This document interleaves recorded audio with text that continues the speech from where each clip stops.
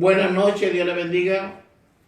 Damos gracias al Señor que nos da la oportunidad de poder compartir una vez más la palabra de Dios. Continuamos con las enseñanzas de Israel y la iglesia. Hoy estamos en la cuarta parte de la enseñanza.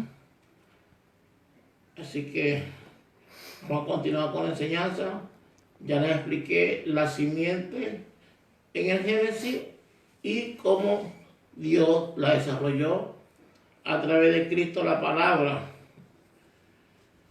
Y también explicamos lo que significó que Isaac fuese a sacrificar a su hijo. Y le explicaba que desde el primer día Isaac sacrificó a su hijo en su mente y su corazón. Y al pasar 3 días, Dios le da la oportunidad de devolverle a Isaac, porque él iba ya seguro de sacrificarlo para el Señor. Entonces, hoy vamos a continuar con la enseñanza. Yo quiero leer en Gálatas capítulo 3, desde el versículo 25 al 29. Leo la palabra de Dios bajo la dirección del Padre, del Hijo y de su Santo Espíritu. Pero venida la fe, ya no estamos bajo ayo, pues todos sois hijos de Dios por la fe en Cristo Jesús. Porque todos los que habéis sido bautizados en Cristo, de Cristo estáis revestidos. Ya no hay judío ni griego, no hay esclavo ni libre, no hay varón ni mujer, porque todos vosotros sois uno en Cristo Jesús. Y si vosotros sois de Cristo, ciertamente linaje de Abraham sois y heredero según la promesa por la simiente. Padre, en el nombre de Jesús, te damos gracias, Señor, en este día, Dios amado de la gloria. Te pido, Señor, que sea usted obrando en nuestras vidas, Señor. Que tu Santo Espíritu, Señor, traiga la revelación de la palabra en este día, Señor, para que nos pueda enseñar, Señor, de que el antiguo, Señor, es Cristo y que el nuevo también es Cristo, Señor. Todo se refiere a un solo personaje, a Jesucristo, el Rey de Reyes y Señor de Señores. Dios mío, lo que no es tuyo, échalo fuera. Dios mío, pon en nosotros la sabiduría, el entendimiento. Abre nuestros oídos espirituales, Señor. Te lo pedimos en el nombre de Jesús, y que tu palabra corra y haga el efecto que tenga que hacer en nuestras vidas, Señor. Te lo pedimos, Señor. La cobertura de tu Santo Espíritu, Señor, y el arcángel Miguel con sus ángeles para pelear la batalla espiritual. Te doy gracias en el nombre de Jesús. Amén y amén. Vamos a ver hoy, desde que Israel sale de Egipto, o sale de Ramanasés. En el libro de Éxodo, capítulo 12, encontramos cuando Dios le dice a Moisés que tiene que celebrar la Pascua. Y para celebrar la Pascua hay 2 cosas. Tiene que sacrificar un cordero, y el cordero tiene que inmolarlo. Y el cordero representa a Jesucristo. Entonces ese cordero que iban a sacrificar tenía que ganar la sangre para cubrir los postes, los dinteles de las casas. Entonces, ese cordero al que el Señor se refiere a Moisés está hablando de Jesucristo. Dice el libro de Juan, capítulo 1, versículo 29. El siguiente día vio Juan a Jesús que venía a él y dijo: he aquí el Cordero de Dios que quita el pecado del mundo. Entonces la fiesta de la Pascua, con los panes sin levadura, entonces requería de un cordero sin defecto. un cordero inmolado que en la antigüedad lo usaron para cubrir las casas, literalmente hablando. Y los que estaban dentro fueron protegidos del ángel de la muerte. Cuando el ángel de la muerte pasó, no tocó donde veía la marca de la sangre, no entraba. Hoy en día la sangre de Cristo fue derramada en la cruz del Calvario, y aquellos que reciben a Cristo y obedecen a Cristo y andan en Cristo y se sujetan a Cristo, la palabra, entonces la muerte no los puede alcanzar. Cuando hablo de la muerte, estoy hablando, ¿verdad? Porque la gente dice, no, que todo tiene solución menos la muerte. Sí tiene solución la muerte. Y la Biblia lo dice ya en el libro de Juan, capítulo 11, versículo 25. ¿Qué está diciendo? Jesús le dijo, ¿verdad? Yo soy la resurrección y la vida. El que esté en mí, aunque esté muerto, vivirá. Entonces está hablando de que la persona que muere en Cristo, que muere obedeciendo la palabra, va a seguir viviendo por la eternidad. Y el que muere sin Cristo va a seguir viviendo, pero en un tormento eterno por la eternidad. Entonces, tenemos la solución con la sangre del Cordero, pero no basta aceptar a Cristo. Hay mucha gente que piensa porque aceptaron a Cristo o recibieron a Cristo ya tienen la salvación comprada. Pues no. El hecho de que alguien se inscriba en la universidad para estudiar ingeniería o para ser abogado o médico no me va a decir que es médico al mes. Tiene que pasar por los procesos. Tiene que pasar por las pruebas. Aunque hay excepciones que Dios hace, como el caso del hombre que estaba al lado en la cruz. Es un caso ya de esta persona que estaba por morir. Y hay muchos casos de personas que han estado por morir y en el último momento le han presentado a Cristo y han recibido a Cristo. Esas personas, si recibieron a Cristo de corazón, entonces ellos están en el lugar de descanso, esperando para la celebración de las bodas del Cordero. Pero si una persona recibe a Cristo y pasa 5 años, 6 años, 7 años, y se aparta, o se aparta el mes a los 3 meses, y no vuelve a Cristo, aunque haya recibido a Cristo, lamentablemente si muere, le toca el tormento eterno. O si una persona recibió a Cristo, aceptó a Cristo y está en la iglesia, pero tiene una doble vida, ¿verdad? Y cuando hablo de una doble vida, estoy hablando de que es una persona chismosa, es contenciosa, es pleitista, es vanagloriosa, es soberbia, guarda rencor, resentimiento. Tiene una doble vida porque en la iglesia es un santo o una santa, pero en la casa y en la calle es otra persona, tiene doble personalidad, una doble vida. Esa persona, aunque esté en la iglesia, aunque cante, aunque vigile, aunque predique, aunque enseñe, aunque ayune, aunque se pruebe todos los días y se muere en esa condición, lamentablemente no puede ir al cielo. No puede ir al lugar de descanso, porque la Biblia dice que sin paz, que es Cristo, y sin santidad, que es guardarse de hacer, ¿verdad?, lo malo para hacer lo bueno, no puede entrar al reino de los cielos. Entonces, primero habla sin paz, es porque no puedo tener resentimiento, ni rencor, ni pleito con ninguno. Entonces, ahí estoy en paz, porque con todos los familiares, los vecinos, estoy bien. Sin santidad, porque tengo que dejar de hacer lo malo para hacer lo bueno. 2 requisitos pide el Señor ahí, aunque pide otro en otros libros. Entonces no basta aceptar a Cristo. Hay que guardar su palabra. Entonces la sangre del Cordero la marcaban en los postes y era suficiente. Hoy en día no es suficiente aceptar a Cristo. Hay que vivir para Cristo. Hay que caminar con Cristo. Los panes sin levadura, porque era el Cordero, lo sacrificaban, tomaban la sangre y se lo iban a comer asado, pero también había panes sin levadura. Recordemos que Cristo dice que el pan representa su carne y la sangre, ¿verdad?, representa el vino. Entonces, en la muerte del Cordero vemos la sangre, que representa el vino, y los panes sin levadura representan el cuerpo. Por eso es que en la cena del Señor, que se toma en las iglesias, será vino, que representa la sangre del Cordero, y panes sin levadura, que representa al cuerpo de Cristo.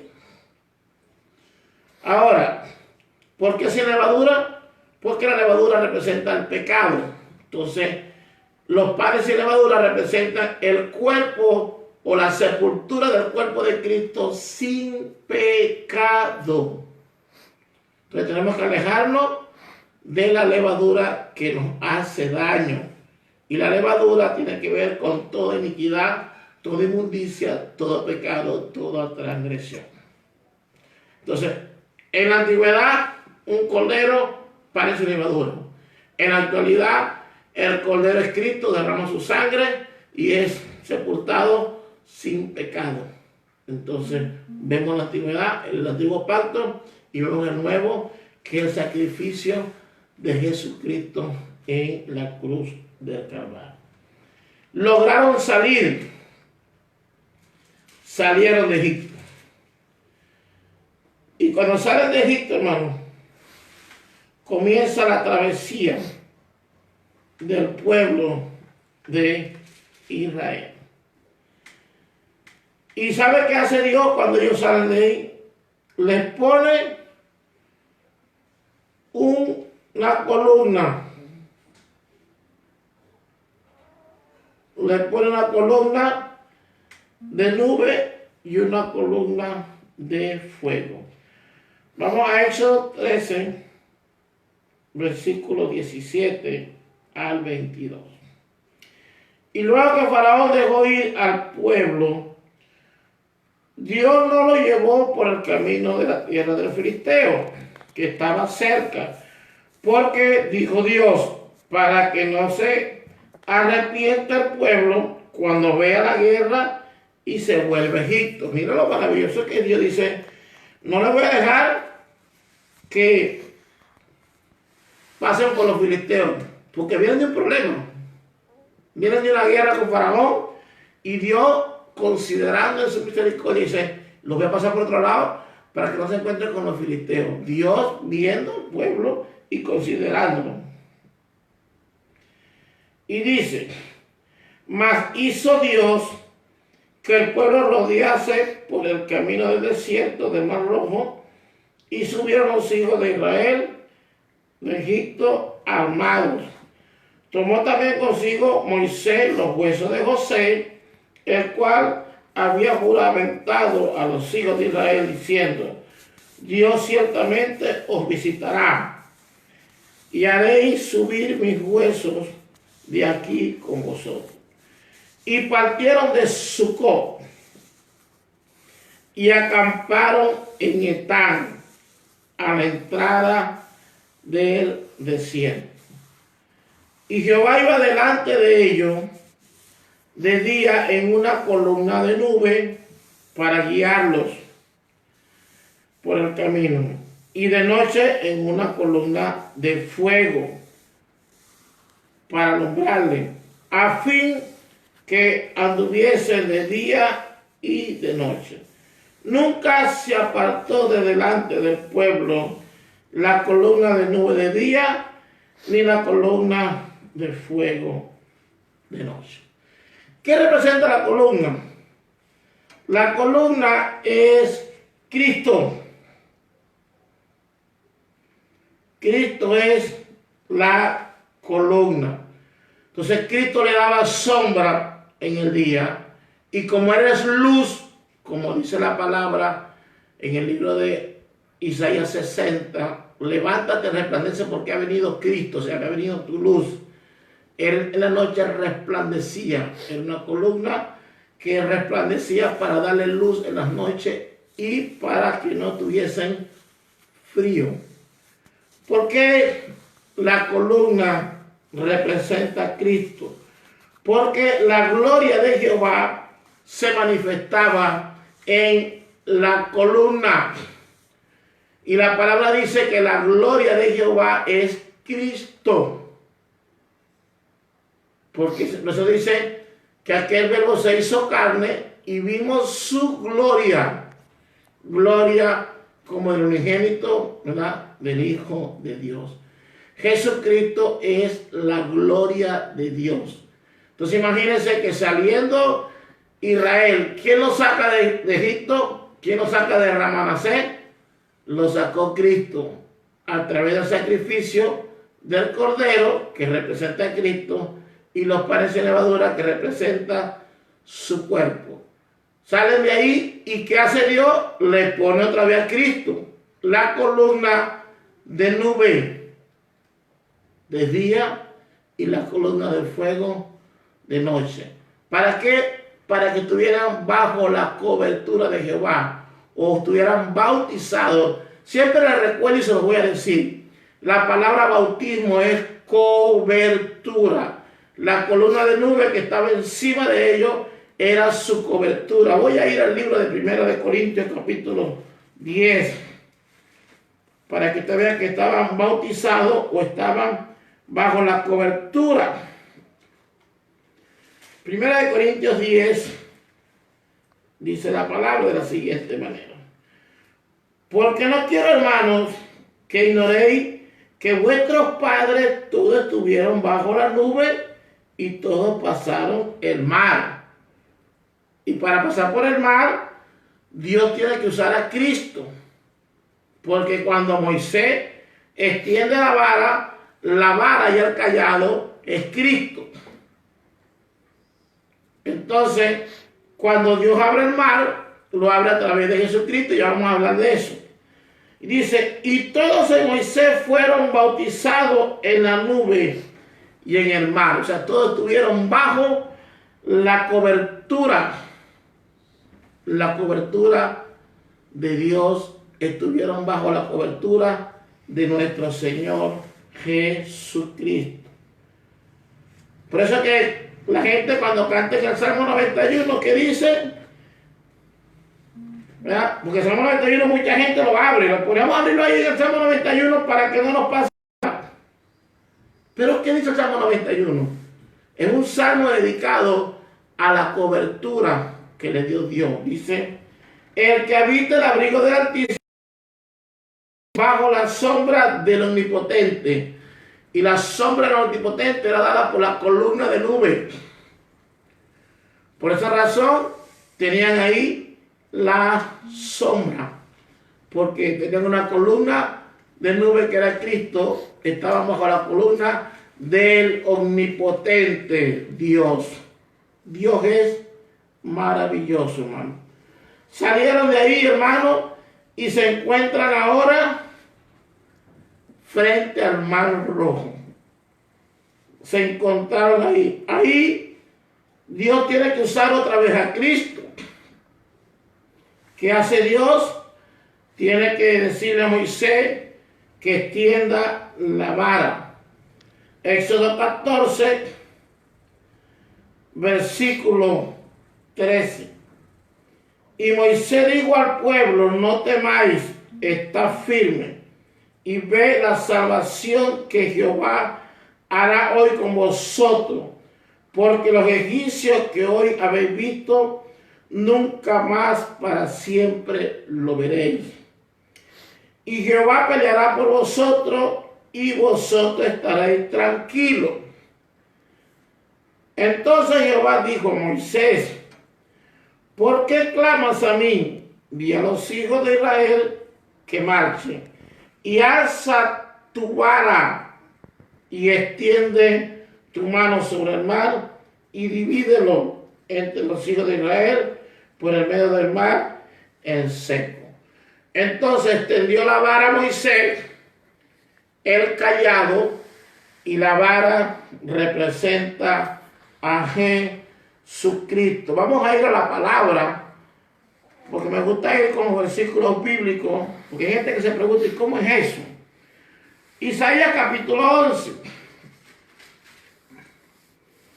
Dice la palabra en Isaías 11, saldrá una vara del tronco de Isaí. Isaí es el padre de David, ¿verdad? Entonces dice, saldrá una vara del tronco de Isaí y un vástago retoñará de sus raíces, o sea, de su descendencia, y va a salir la vara y el vástago que representa a Jesucristo.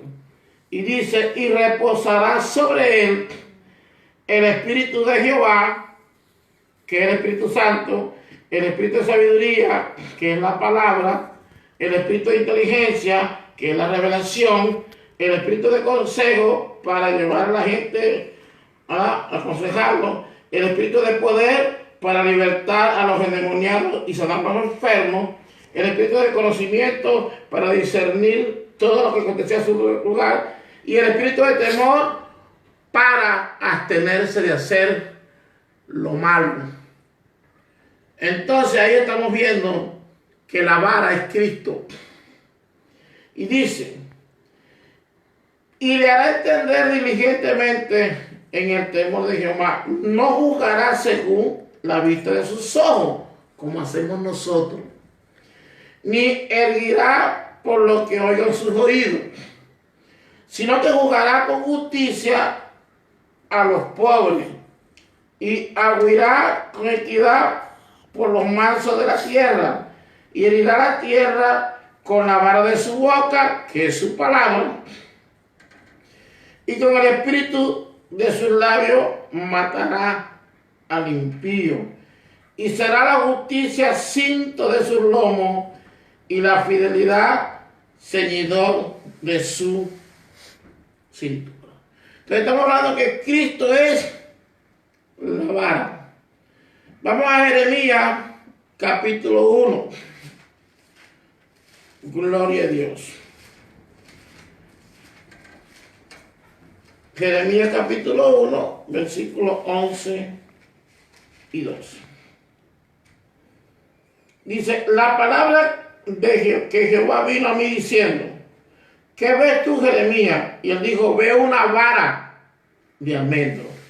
Y me dijo Jehová, bien has visto, porque yo apresuro mi palabra para ponerla por obra.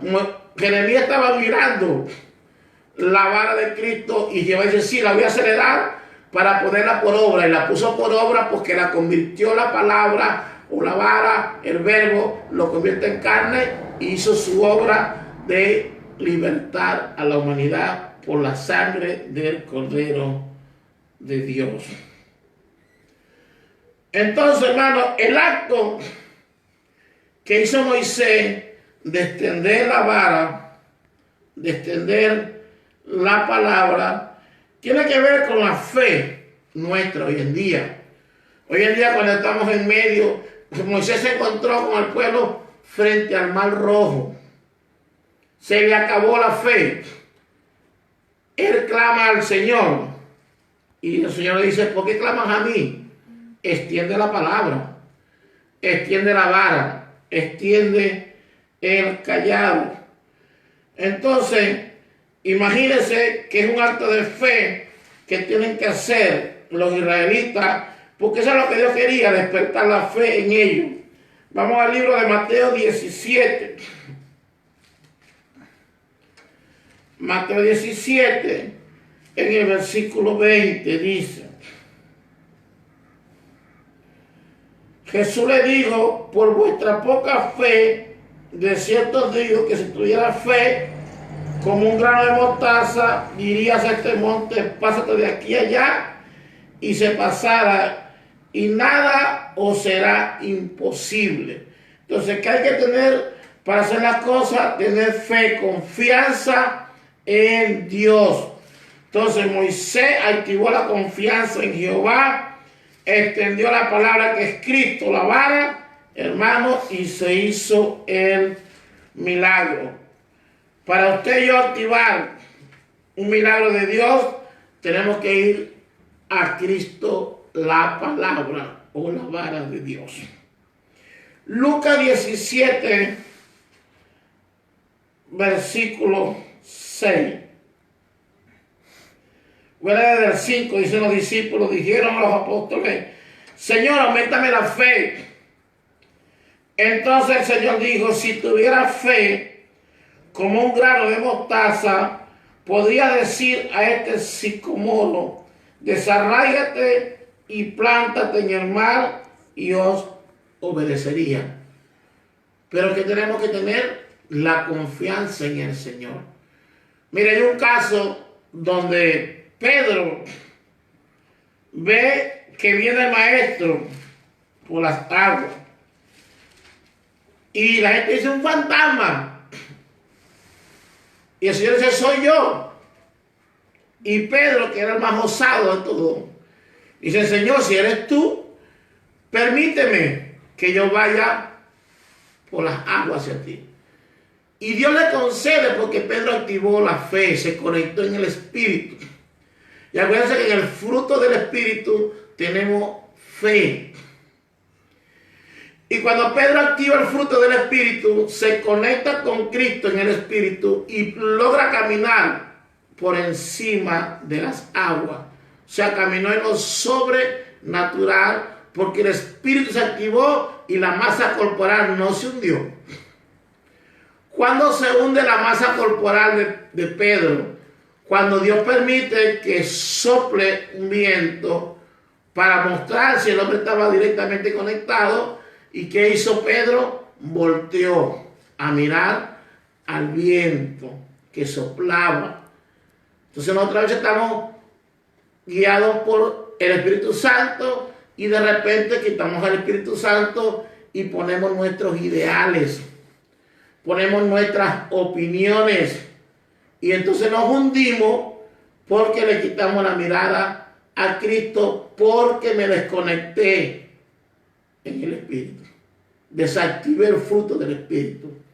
Entonces tengo que estar conectado en el Espíritu para poder obrar en fe. En el Salmo 23, que todo el mundo se lo sabe, dice, Jehová es mi pastor y nada me faltará. Y si Jehová es nuestro pastor, ¿por qué a mucha gente le falta? Porque mucha gente no tiene. Hay dos procesos. Uno, el que Dios te procesa para probar tu fe, y el otro porque desobedecemos a la palabra de Dios y caemos en desobediencia y nos trae consecuencias. Dos procesos. Hay que ver cuál estamos viviendo. El de la desobediencia a Dios, o si es que Dios me está procesando porque me va a usar en un ministerio. Dice, en lugares de delicados pastos me hará descansar. Junto a agua de reposo me pastoreará.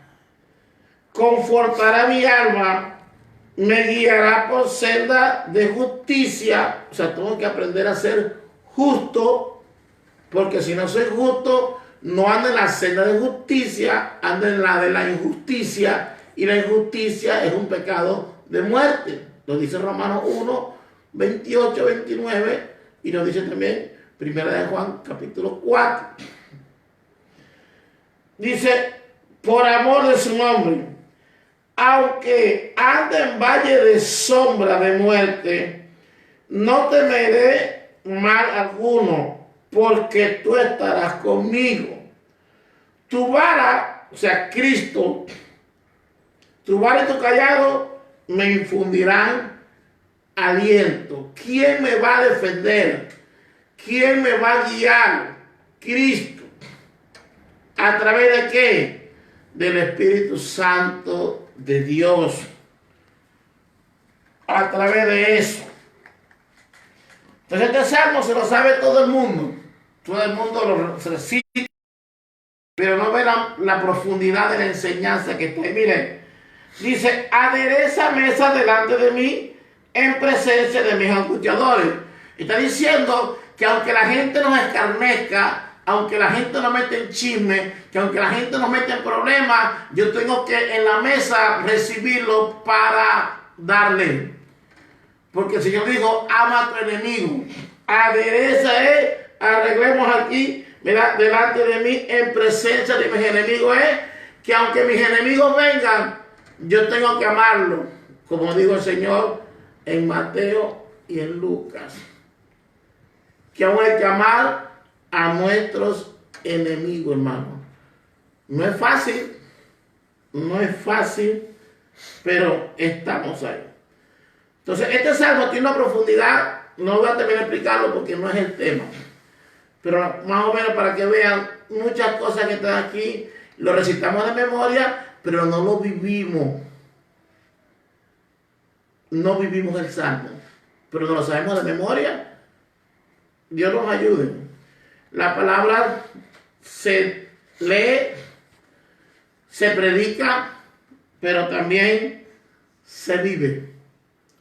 Y ahí el problema en nuestras vidas, que nos gusta leer la palabra, nos gusta predicar la palabra, pero cuando viene la vivencia, se traba el serrucho ahí. La sierra no avanza, se trabó, no quiere avanzar. Entonces, la vara es Cristo. Ya se lo demostré por la Biblia, por eso es que todo lo del antiguo es la sombra de lo que venía. Cristo Jesús, el nuevo pacto. Seguimos, hermanos. Salieron, cruzaron, pasaron en seco. No se enlodaron, no se llenaron de charcos.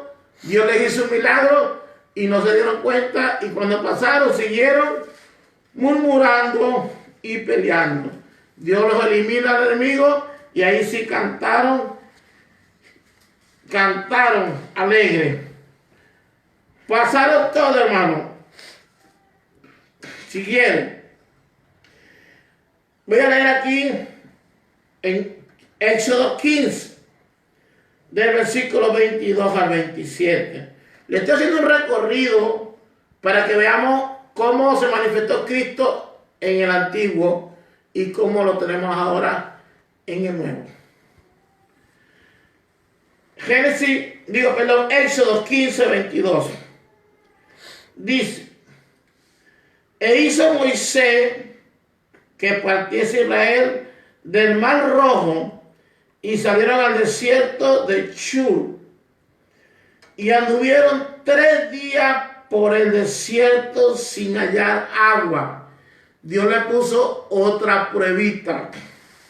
O sea, Israel quiere llegar a la tierra prometida sin proceso y sin prueba. Todos queremos ir al cielo, todos queremos la bendición de Dios, todos queremos poder, todos queremos unción, pero no queremos vivir el proceso, no queremos ayunar, no queremos pasar los procesos, las pruebas. No, eso no nos gusta la bendición de Dios. Dios la mete en un proceso porque Dios comenzaba a probar al pueblo para sacar todo lo que había dentro. Hermanos, llegaron ¿a dónde? A Mara. Y no pudieron beber las aguas de Mara porque eran amargas. Por eso le pusieron el nombre de Mara.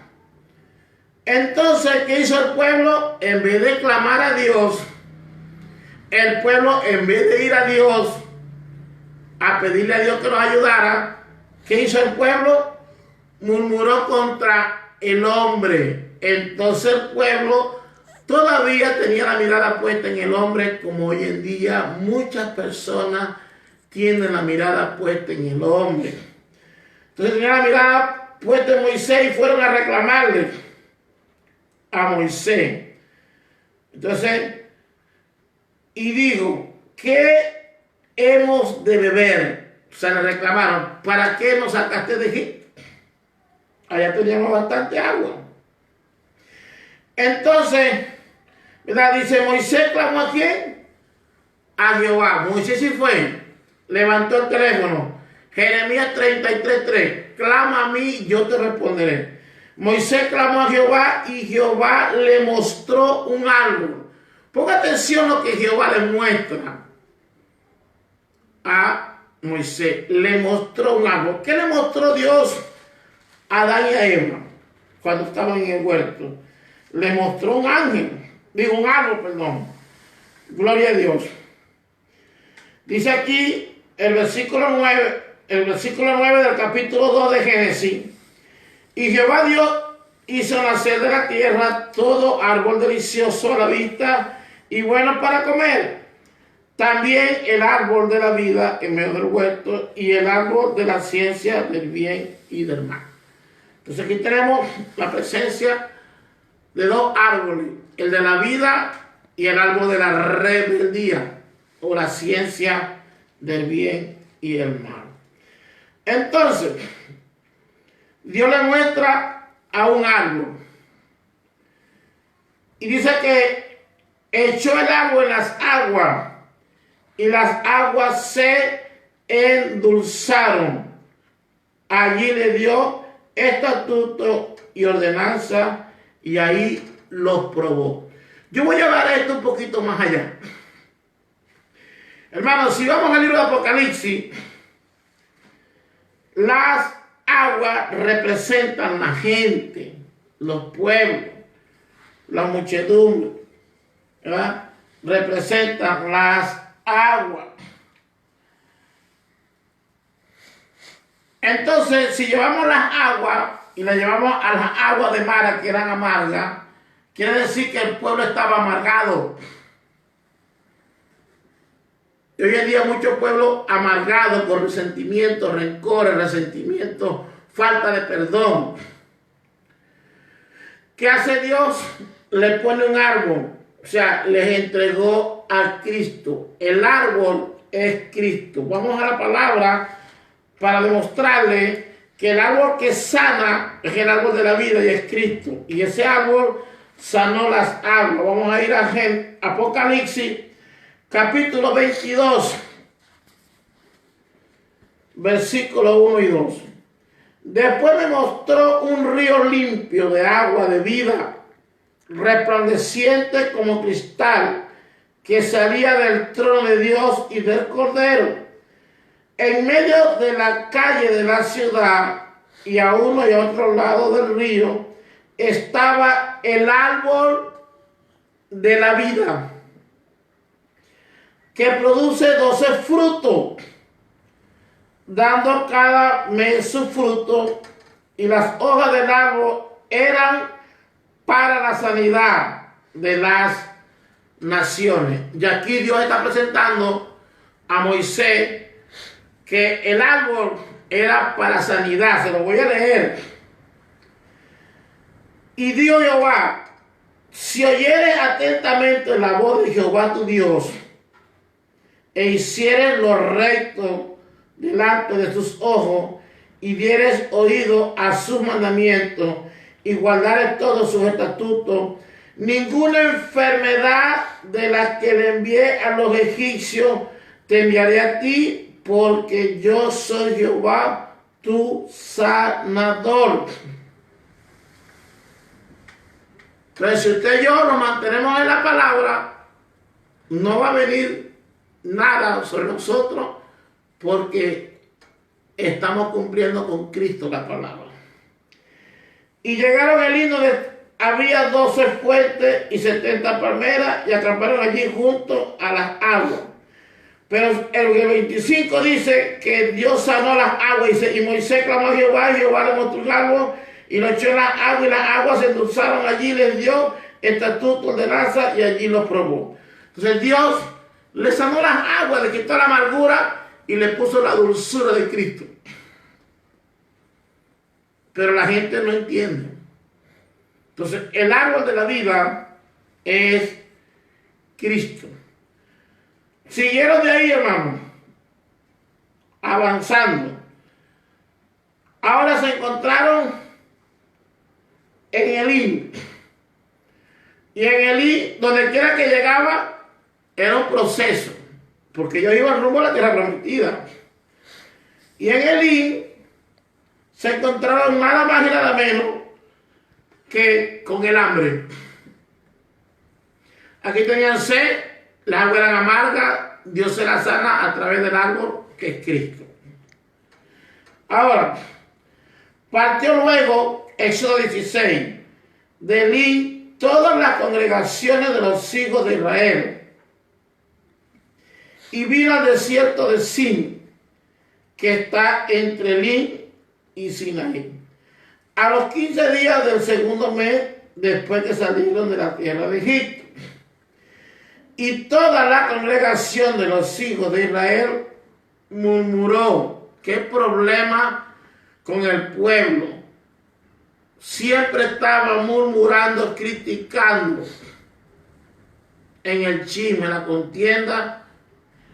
Y dice aquí, murmuró contra Israel, contra Moisés, perdón, y Aarón en el desierto. Y le decía a los hijos de Israel, ojalá hubiéramos muerto por mano de Jehová en la tierra de Egipto, cuando nos sentábamos a las ollas de las carnes. Se acordaban de las ollas con carne que había en Egipto. Cuando comíamos pan hasta saciarnos, pues no habéis sacado a este desierto para matar de hambre a toda esta multitud. El pueblo no entendía que Dios quería bendecirlo. ¿Por qué? Porque miró siempre al hombre. Y Jehová dijo a Moisés, he aquí yo os haré llover pan del cielo, y el pueblo saldrá y recogerá diariamente la porción de un día para que yo lo pruebe si andan en mi ley o no. ¿Qué quería Dios? Obediencia. Porque le digo, le voy a dar el pan por día. La orden era, no guardes nada. No guardes nada. Pero ¿qué hicieron ellos? Comenzaron a guardar la desobediencia. Yo lo estaba probando. Vamos al versículo 14 y 15. Y cuando el rocío cesó de descender, he aquí sobre la faz del desierto una cosa menuda, redonda, menuda como una escarcha sobre la tierra. Y viendo los hijos de Israel, se dijeron unos a otros, ¿qué es esto? Porque no sabían qué era. Entonces Moisés les dijo, es el pan que Jehová os da para comer. Entonces Dios le mandó el pan del cielo. ¿Y quién es el pan que descendió del cielo? Porque está aquí en el tiempo antiguo. Vamos a nuevo en el libro de Juan, capítulo 6, y vamos a ver quién es el pan en el nuevo pacto. Juan capítulo 6, versículo 31. Nuestros padres comieron el maná en el desierto, como está escrito, pan del cielo les dio a comer. Entonces, ¿quién es el pan? Cristo. Entonces Israel, Dios los alimentó con Cristo en el desierto. Y dice, y Jesús le dijo, de cierto os digo, no dio Moisés el pan del cielo, mas mi Padre os da el verdadero pan del cielo. Pero aquel pan, que era el maná, había que comérselo en el día, por si no se deshacía, pero el verdadero no se deshace, que es Cristo Jesús. Porque el pan de Dios es aquel que descendió del cielo y da vida al mundo. Le dijeron, Señor, danos siempre este pan. Y Jesús le dijo, yo soy el pan de vida. El que a mí viene nunca tendrá. Y el que en mí cree no tendrá sed jamás. Hermano, le está diciendo el Señor que Él es el pan. Aquel pan que dio Dios a Israel, ahora Dios lo trae para Israel y para los gentiles, porque está uniendo a Israel y a los gentiles. Murmuraban. Dice, murmuraban entonces de él los judíos, porque había dicho, yo soy el pan que descendió del cielo. Hermano, con Moisés pasaba lo mismo. Todo era una murmuración. Y con Cristo pasó lo mismo. Todo lo que hacía Cristo era murmurado, criticado, escarnecido. ¿Por quién? Por la gente que tenía la palabra, por los fariseos, por los escribas, que eran las personas que conocían la palabra de Dios. Es triste y lamentable que hoy en día los que conocen la palabra, los que tienen las escrituras, son los que han desviado el propósito de Dios. Mucha gente han vendido la palabra y se han desviado de la verdadera dirección, del verdadero fundamento que es Cristo, y la palabra la han torcido para beneficio, para sacar plata, para adquirir beneficio, y así no es. Versículo 48. Yo soy el pan de vida. Vuestros padres comieron el maná en el desierto y murieron. Este es el pan que desciende del cielo, para que el que come no muera. Yo soy el pan vivo que descendió del cielo. Si alguno comiere de este pan, vivirá para siempre, y el pan que yo daré en mi carne, la cual yo daré por la vida del mundo. Entonces los judíos contendían entre sí, diciendo, ¿cómo puede este darnos a comer su carne?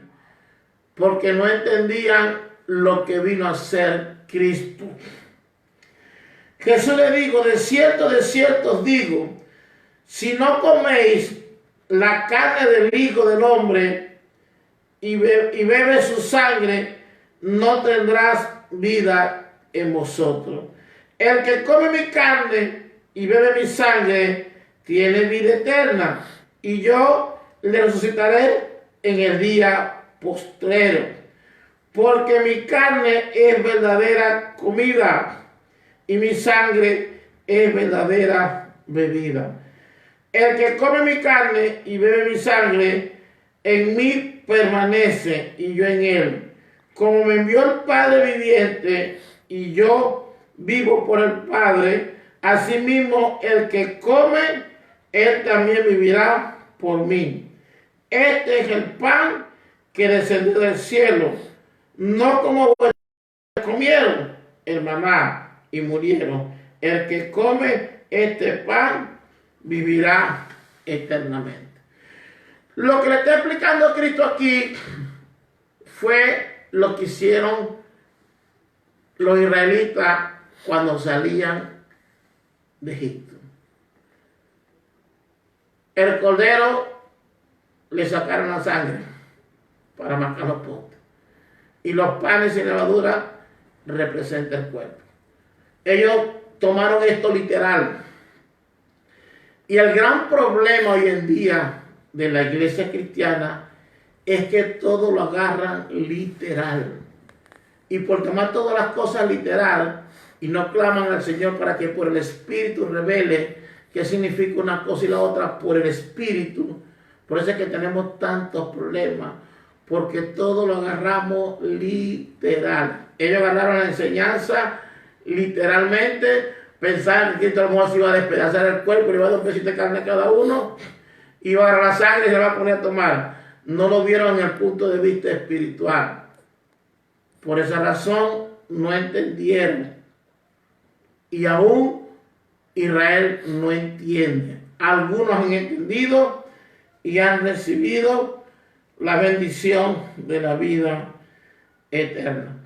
Entonces encontramos ahora el maná, que es Cristo, el pan de vida. Hermano, se presentó otro problema. Dios venía probando al pueblo y venía mostrándole a Cristo, y ellos no entendieron. Vamos al capítulo 17. Dice que toda la congregación de los hijos de Israel partió del desierto de Sin por su jornada, conforme al mandamiento de Jehová, y acamparon en Refidim. Y no había agua para que el pueblo bebiese. Allá encontraron agua, pero eran amargas. Aquí no encontraban agua. ¿Qué problema? Y Dios pasaba cada proceso para ver hasta dónde los israelitas optaban por decir: Moisés, vamos a clamar al Señor para que nos mande el agua. No, siempre era la murmuración y la crítica en contra del hombre de Dios. Y altercó el pueblo con Moisés. Qué bendición de pueblo tenía Moisés. Y dijeron: danos agua para que bebamos. Y Moisés le dijo: ¿por qué andáis conmigo? ¿Por qué tentáis a Jehová? Así que el pueblo tuvo allí sed y murmuró contra Moisés y dijo: ¿por qué nos hiciste subir de Egipto para matarnos de sed a nosotros, a nuestros hijos y a nuestro ganado? Mira, hermano, vea todos los milagros que Dios venía haciendo y la gente no clamaba a Dios. Hoy en día pasa lo mismo. Hay mucha gente que tiene problemas y ¿qué hace? En vez de clamar y declararse en ayuno y oración, llaman a los líderes: pastor, ore por mí. Y no es que teman eso. Está bien que oremos. Pero diga: pastor, ¿sabe qué? Voy a presentarme en 3 días de ayuno, 7 días de ayuno, 40 días de ayuno, 21 días de ayuno, para que me apoye, pastor. Pastor, voy a hacer 5 o 7 vigilias para que me apoye. Eso no lo dice. No reaccionamos de esa forma. Usted es pueblo de Dios. Yo soy pueblo de Dios. Sea creyente, sea evangelista, sea pastor, sea profeta, somos pueblo de Dios. Tenemos el mismo Dios y tenemos que ir a Dios a clamar, ¿verdad? Y decirle al pastor: mira, tengo un problema en mi casa, tengo enfermo a mi hijo, a quien sea, me voy a presentar en ayuno y oración hasta que Dios lo sane, ¿verdad? Hasta las 3, hasta las 5, hasta las 6 o corrido. ¿Será que usted me puede apoyar? Y hablar con los hermanos: ¿quién me puede apoyar? Pero no, pastor, tengo un problema, ayúdenme. Y tiene el pastor que decir: que tiene que hacer ayuno, que vamos a ayunar. No, tiene que nacer de usted. El pueblo siempre peleaba con el hombre. Entonces clamó Moisés a Jehová. Otra vez el hombre de Dios dijo: bueno, está bien, como tú no quieres hablar con Dios, yo sí voy a hablar. Y fue Moisés a hablar con Jehová Dios. Y dijo: ¿por qué nos hiciste subir de Egipto para matarnos de sed a nosotros?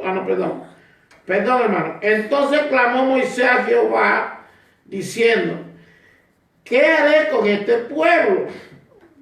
De aquí a poco me apedrean. Imagina, matar a Moisés, se acabó el liderazgo. Jehová dijo a Moisés: pasa delante del pueblo y toma contigo de los ancianos de Israel y toma también en tu mano tu vara con que golpeaste el río y ve. Y aquí que yo estaré delante de ti, allí sobre la peña en Horeb, y golpeará la peña y saldrá de ella agua, y beberá el pueblo. Y Moisés lo hizo así en presencia de los ancianos de Israel. Y llamó el nombre de aquel lugar Masá y Meriba, por la rencilla de los hijos de Israel, y porque tentaron a Jehová diciendo: ¿está pues Jehová entre vosotros o no? Entonces, mira lo que hace. Moisés recibe una orden. ¿Cuál es la orden? Que va a tomar la vara, que es Cristo, y va a golpear la peña que es Cristo, y de la peña o de la roca, ¿qué va a salir de la roca? Va a salir el agua. El agua saldría de la roca, de la peña. ¿Qué significa que Moisés golpee la roca? Significa el castigo que Jesucristo iba a padecer, pero de él saldría el agua. O sea, después de la muerte de Cristo vendría el Espíritu Santo para ser derramado sobre los creyentes. Vamos al libro de Juan, capítulo 7, versículo 37. Gloria a Dios. Dice, en el último y gran día de la fiesta, Jesús se puso en pie y alzó la voz diciendo, si alguno tiene sed, venga a mí y beba. El que cree en mí, como dice la Escritura, de su interior correrán ríos de agua viva. Esto dijo del Espíritu que había de recibir los que creyesen en él, pues aún no había venido el Espíritu Santo, porque Jesús no había sido aún glorificado. Entonces aquí se refiere al Espíritu Santo como el agua de vida. Por eso le decía, hermano, el Espíritu Santo no es fuego, no es paloma, no es agua, es una persona, sino que hay referencia. Entonces aquí Moisés iba a golpear la roca, era el sacrificio de Cristo, el castigo de Cristo, como dice Isaías 53, que el castigo de nuestra paz fue sobre él. Él fue castigado, Isaías 53 lo dice, fue castigado por nosotros. Y así como él fue castigado, estaba representando ahí el golpe que Moisés iba a golpear. Iba a golpear, dice, mas el herido fue por nuestras rebeliones, molido por nuestros pecados, el castigo de nuestra paz sobre él, y por su llaga fuimos nosotros curados. Isaías 53, versículo 5. Entonces, Moisés iba a ir a golpear la roca, era el castigo, representaba el castigo, ¿verdad? Recuerde que todo lo que se ve en el antiguo tiene que ver con Cristo en el nuevo. Y de la roca salió el agua que calmó la sed. Y Cristo dice aquí, yo me voy a ir, es necesario que me vaya para que venga el Espíritu Santo. Y aquí, lo que leímos ahorita, representa al Espíritu como el agua de vida. Y es lo mismo que le está hablando con la mujer samaritana. Él le ofrece a la mujer samaritana que le ofrece agua, no le ofrece fuego.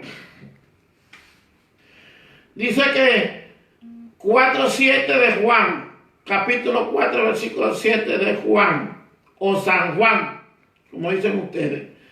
Vino una mujer de Samaria a sacar agua, y Jesús le dijo, dame de beber, pues sus discípulos habían ido a la ciudad a comprar de comer. La mujer samaritana le dijo, ¿cómo tú, siendo judío, me pides a mí de beber, que soy mujer samaritana? Porque judíos y samaritanos no se trataban entre sí. ¿Por qué? Porque había un conflicto en el pozo, con el pozo de Jacob y la adoración en Jerusalén. Porque los samaritanos decían que era ahí, en Sicar, que había que adorar a Dios en el pozo. Y los judíos dicen, no, Jerusalén, porque allá David llegó el templo con Salomón. Y había un conflicto donde se debía adorar a Dios. Y el Señor le dice que llegaría un momento que ni ahí en el pozo, ni allá en Jerusalén, se iba a adorar a Dios. Porque Dios era espíritu, y los que adoraban en espíritu y en verdad, es necesario que lo adoren. Entonces ahora usted y yo adoramos al Señor con nuestro corazón. Pero Dios le ofreció agua. el que tome de mí, ¿verdad?, no tendrá sed jamás. Dice aquí el versículo 14, más el que bebiere del agua que yo le daré, no tendrá sed jamás, sino que el agua que yo le daré será en él una fuente de agua que salte para vida eterna. Se está refiriendo al Espíritu Santo. Gloria a Dios. Y con esto no quiero decir que el Espíritu Santo es agua. No, se está refiriendo a eso. Entonces, Cristo es la roca. La roca que golpearon salió agua. Vieron la misma bebida espiritual, porque bebían de la roca espiritual que los seguía, y la roca era Cristo. Entonces todo se refiere a Cristo. Moisés golpea la roca es Cristo. O sea, de una bebida espiritual que se refiere al Espíritu Santo. Cristo dijo, es necesario que yo me vaya, les conviene que yo me vaya para dejarles al Consolador.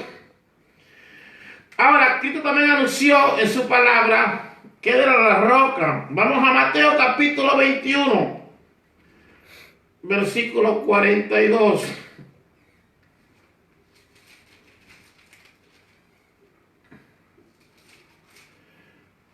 Dice la palabra. En la palabra de los labradores malvados, Jesús le dice, ¿nunca leíste en la Escritura la piedra que desecharon los edificadores ha venido a ser cabeza del ángulo? El Señor ha hecho esto, y es cosa maravillosa a nuestros ojos. Por tanto os digo que el reino de Dios será quitado de vosotros y será dado a gente que produzca los frutos de él. ¿Qué está diciendo el Señor? Que Israel rechazó a Cristo, la piedra angular, la roca, la desprecia. Y el Señor dice, no se preocupen, que como ustedes me desprecian, entonces le van a dar esta bendición a otra gente que produzca ¿qué? Frutos de él. Y el fruto de Cristo, ¿verdad?, viene dado por el Espíritu Santo, que es amor, gozo, paz, paciencia, benignidad, bondad, fe, mansedumbre y templanza. Lo que está diciendo Cristo es, ustedes Israel me están matando, me están desechando, pero los gentiles van a recibir y darán el fruto del Espíritu. Y el que creyere sobre esta piedra será quebrantado, y sobre quien ella cayere la avergonzará. O sea, que creyera en Cristo se va a quebrantar, porque el Espíritu Santo nos quebranta y nos lleva a esa intimidad con Él. Pero los que se levantan contra Cristo van a ser desmenuzados, hermano. Gloria a Dios. Vamos también al libro de Isaías 28, versículo 16.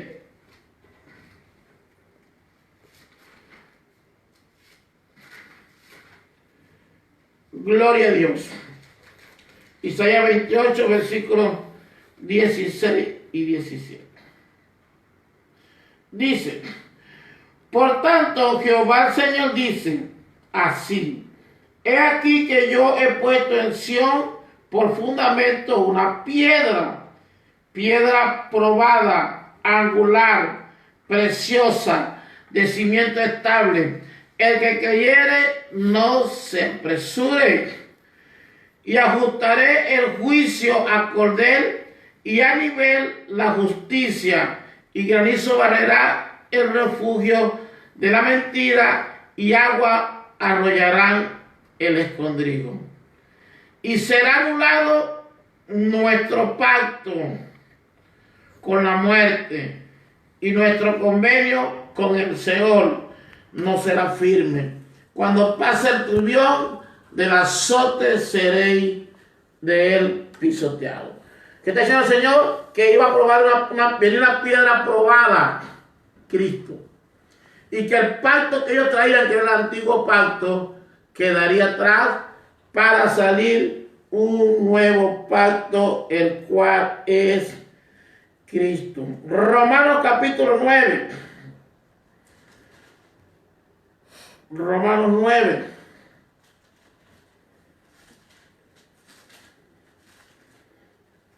Versículo 30 al 33. Dice: ¿qué pues diremos? Que los gentiles que no iban tras la justicia han alcanzado la justicia, es decir, la justicia que es por fe. Mas Israel, que iba tras una ley de justicia, no lo alcanzó. ¿Por qué? Porque iban tras ella no por fe, sino por obra de la ley, que tropezaron en la piedra de tropiezo. Y como está escrito: he aquí pongo en Sión piedra de tropiezo y roca de caída, y el que cayere en él no será avergonzado. Israel iba tras la ley y apareció Cristo la roca. No lo aceptaron y tropezaron en él. Mira, y aún en Mateo 11, Dios le dice esa advertencia. Mateo 11, versículo 6 dice: bienaventurado el que no haya tropiezo en mí.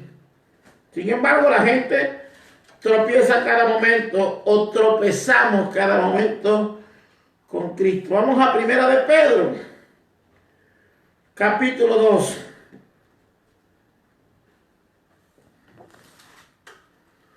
Primera de Pedro, capítulo 2.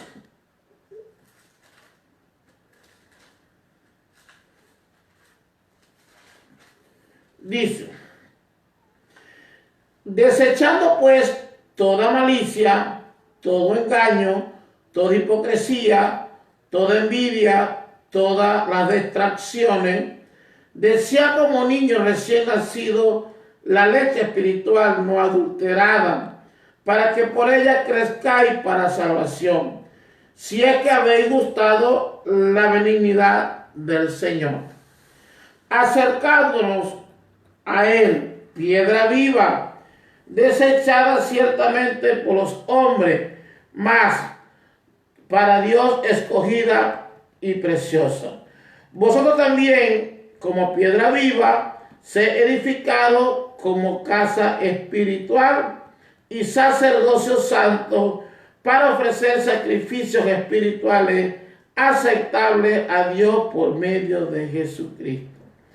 Por lo cual también contiene la Escritura: he aquí pongo en Sión la piedra, la principal piedra del ángulo, escogida preciosa, y el que creyere en él no será avergonzado. Para vosotros pues, a los que creéis, es el precioso, pero para los que no creen, la piedra de los edificadores desecharon ha venido a ser la cabeza del ángulo, y piedra de tropiezo y roca que hace caer, porque tropiezan en la palabra, siendo desobedientes, a lo cual también destinados. Entonces Cristo es la roca, y el que no está en Cristo, no está en la palabra, va a tropezar y lamentablemente no podrá, hermano, avanzar. Entonces, hasta aquí voy a dejar el mensaje, esta cuarta parte. No sé cuántas partes iremos a ver, porque vamos a ver en la próxima enseñanza, la guerra de Amalek. Léase ahí en Éxodo 17, del versículo 8 en adelante. Vaya también a 1 Samuel capítulo 15 y 1 Samuel capítulo 30, para que esté más claro cuando estemos hablando de la guerra de Amalek. ¿Qué representa Amalek? ¿Qué representa Moisés? ¿Qué representa Ur? ¿Qué representa Aarón? ¿Y por qué el Señor le dice que tendrá guerra con Amalek de generación en generación? Quiere decir, por 7 generaciones Jehová tendrá guerra con Amalek, que representa a Satanás, el adversario. Vamos a orar. Le estoy dando para que cuando vayamos a esta transmisión, ya usted esté más claro con la lectura que he leído. Padre, en el nombre de Jesús, te doy gracias en esta hora. Gracias, Dios mío, porque tú nos permites, Señor, hablar de tu palabra, Señor, esperando que los que están escuchando, Dios mío, esta palabra, Dios mío, retengan lo bueno, Señor, y desechen lo que ellos consideran que es malo, Señor. Ayúdanos cada día, Padre amado, Espíritu Santo. Dios mío, trata con aquellos que están quebrantados, con aquellos que están, Dios mío, Señor, enfermos, Dios. Sea usted tratando con ellos, haciendo el trabajo en cada uno de ellos. Ponemos la cobertura tuya, Señor, sobre la vida de ellos, Señor. Gracias te doy, Dios mío, por permitir una vez más hacer la transmisión de tu palabra, Señor. Sabemos que es una lucha diaria, Señor, que no es fácil, Señor, pero gracias a Dios podemos salir, Señor, al aire a través de este medio, Señor. Sigan ayudando, Señor, necesitamos de ti, porque sin ti no somos nada. Te damos la gloria, la honra, el poder, la alabanza por los siglos de los siglos. Gracias, Padre. Gracias, Jesús. Gracias, Espíritu Santo. Amén.